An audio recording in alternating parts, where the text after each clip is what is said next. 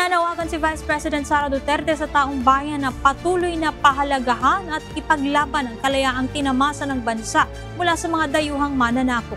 Ayon sa Pangalawang Pangulo, ang Araw ng Kalayaan ay hindi lamang selebrasyon kundi isang paalala ng responsibilidad ng bawat mamamayan na bantayan, pangalagaan at ipagtanggol ang ating kasarinlan.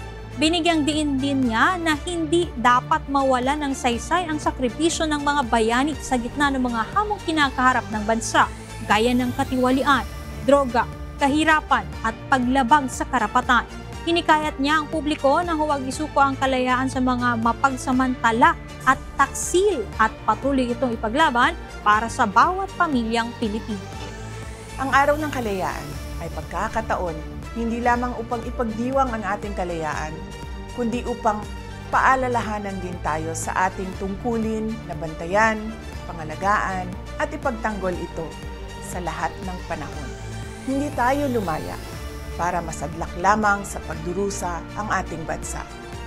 Hindi tayo lumaya para muling mawalan ng karapatan at maging alipin ng iilan.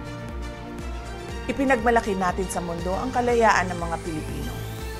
Huwag nating isuko ang kalayaang ito sa mga taksil at walang malasakit sa ating mamamayan at sa ating bayan.